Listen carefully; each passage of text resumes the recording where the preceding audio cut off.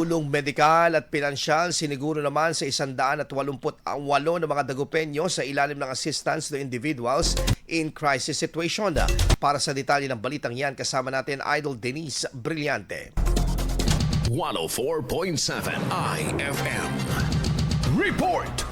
Makakatanggap ng tulong ang 168 residente ng Dagupan sa ilalim ng Assistance to Individuals in Crisis Situation matapos silang sumailalim sa assessment noong Marso 24. Ayon sa ulat, sinisiguro ng assessment na agarang maibigay ang kinakailangang ayuda sa mga individual na nasa krisis. Kabilang sa mga serbisyong maaring matanggap ang tulong medikal, pinansyal para sa pagpapaospital at iba pang assistance para sa kanilang pang-araw-araw na pangangailangan. Ito ay alinsunod sa pagpapaigting ng lungsod sa kampanya sa mental health awareness. Pinangunahan ang isinagawang proseso ng City Health Office, katuwang ang City Social Welfare and Development Office at City Disaster Risk Reduction and Management Office. Kasama mo mula rito sa IFM News Dagupan, ito si Idol Denise Brillante, Tatak, IFM.